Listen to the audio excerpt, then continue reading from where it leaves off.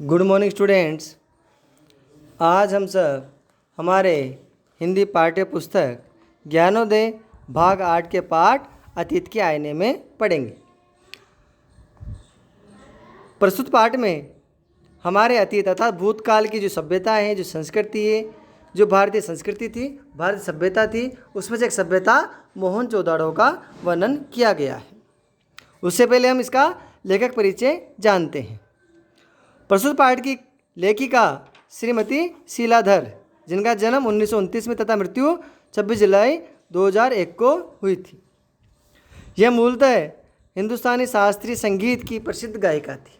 अर्थात मुख्य रूप से तो ये गायिका थी, परंतु ये गायिका के साथ साथ लेखन का कार्य भी करती थी। इन्होंने बच्चों के लिए भी अनेक रचनाएं की। इनकी इन्हीं रचनाओं पर आधारित प्रस्तुत पाठ में प्राचीन भारत के समृद्ध संस्कृति का वर्णन किया गया है। प्राचीन भारत की समृद्धि यानी अर्थात ऐसी संस्कृतियाँ जिनका आज भी कोई जोड़ नहीं है, कोई तोड़ नहीं है। ऐसी हमारी विशाल संस्कृतियाँ थी जिनके लोग सभी प्रकार की सुविधाओं से युक्त मकानों में रहते थे, खेती करते थे, पशुपालन करते थे। अर्थात जो लोग हमें कहते हैं कि भारत में आदि मानव रहते थे या यहाँ इतनी संस्कृति का विकास नहीं हुआ, ये उन्हीं लोगों की आंखें खोलने के लिए जरूरी है। कहानी हमारे प्यारे देश भारत की है। अर्थात ये कहानी अतीत के आईने में जो पढ़ रहे हैं, अतीत के बाद जिस बार देश के बारे में बताया गया है, वह देश हमारा प्यारा भारत है। जिन साधारण लोगों, महापुरुषों, शूरवीर राजाओं और ऋषि मुनियों के बारे में आप जानते हैं, वे भी भारत से प्यार करते थे और इसे अपनी जन्मभूमि कहते थे। तथा जितने भी महापुरुषों को, शूरवीर राजाओं को आप जानते हैं, या जितने भी ऋषि मुनियों राजाओं के बारे में आपने किताबों कहानियों में पढ़ा है, वे सब भी इसी भारत देश से प्यार करते थे और इसे अपनी जन्मभूमि मानते थे। भगवान राम ने भी कहा है कि जननी जन्मभूमि स्वर्ग से भी बढ़कर होती है। अर्थात अपनी माँ जिसने हमें जन्म दिया है और जिस मातृभूमि पर हमने जन्म लिया है, वह हमारे लिए स्वर्ग से भी बढ़कर है, श्रेष्ठ है। भारत का नक्शा है एक बड़े त्रिकोण सा है। इसके उत्तर में हिमालय पर्वत है, पश्चिमी किनारे पर अरब सागर और पूर्वी किनारे पर बंगाल की खाड़ी है। अर्थात चारों ओर से, एक ओर से हिमालय पर्वत से सुरक्षित है, एक और अरब सागर से सुरक्षित है, एक और बंगाली खाड़ी से सुरक्षित है और एक और हिंद महासागर से सुरक्षित है। हिमालय की तराई में बड़े बड़े उपजाऊ मैदान हैं। अर्थात तराई यानी घाटियों में बड़े बड़े उपजाऊ मैदान हैं, जिनमें 3 नदियाँ बहती हैं, सिंधु, गंगा और ब्रह्मपुत्र। सिंधु नदी के कारण ही इस देश का नाम हिंदुस्तान पड़ा।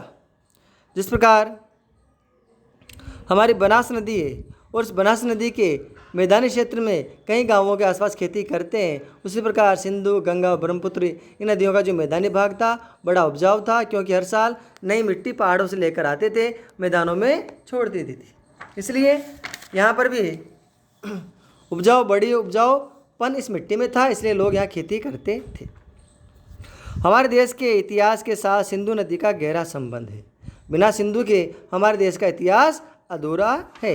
जिस इलाके में ये नदी बहती है, उसका एक हिस्सा कुछ साल पहले भारत से कट गया और वो पाकिस्तान कहलाया। अर्थात जब हमारे देश आज़ाद हुआ, उसके एक दिन पहले अर्थात 14 अगस्त 1947 को हमारे देश का बंटवारा हुआ और नया देश बना पाकिस्तान।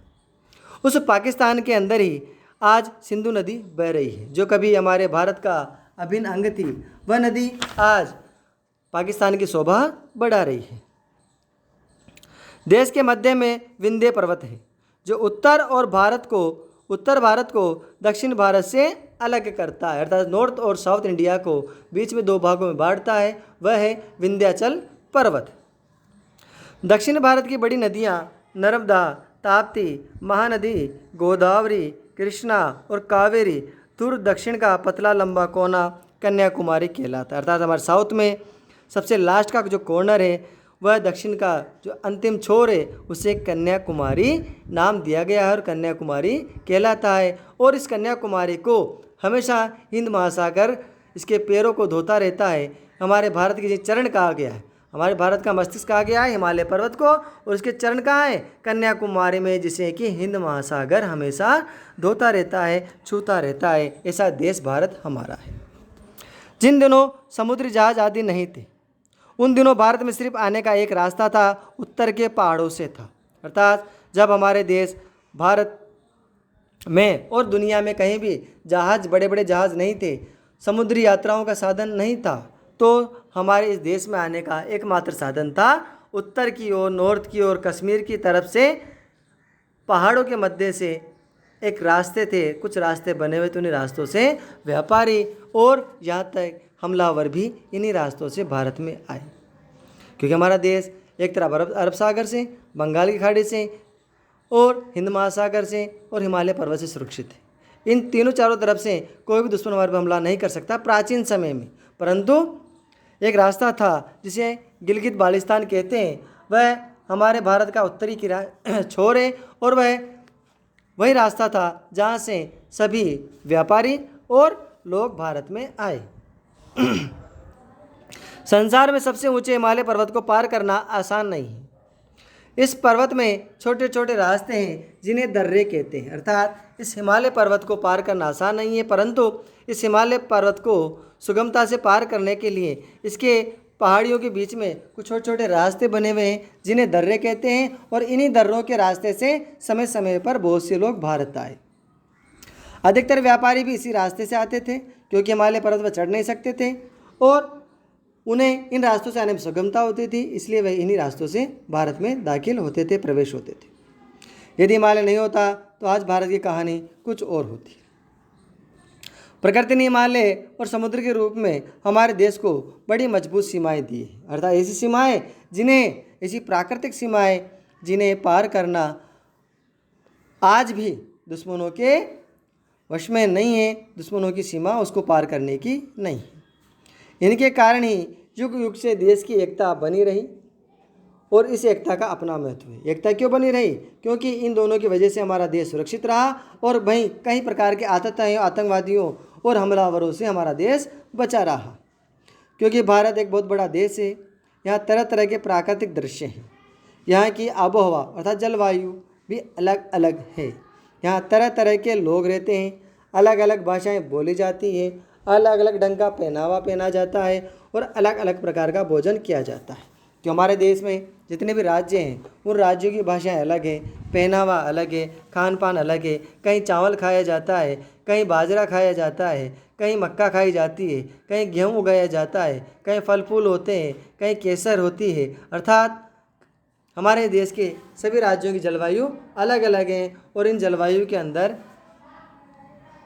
अलग अलग प्रकार के लोग रहते हैं, जिनकी भाषाएं अलग हैं, जिनका पहनावा अलग है और जिनकी सांस्कृतिक विचारधाराएं भी अलग अलग। परंतु जब देश की बात आती है सभी लोग अपने पहनावे भेदभाव को भुलाकर एक हो जाते हैं, तब वह सिर्फ एक होते हैं, वह हैं हिंदुस्तानी।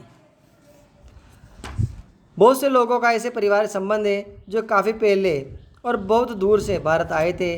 कितने पहले ये ठीक ठीक नहीं कहा जा सकता। आज भी भारत में रहने वाले ऐसे कई लोग हैं जिनका उन लोगों से संबंध है जो कई हजारों साल पहले भारत आए थे, जिनके बारे में ये भी नहीं कहा जा सकता कि वह कब आए थे और कब नहीं आए। आज हम हमारी कक्षा में इतना ही पढ़ेंगे, बाकी अगली कक्षा में।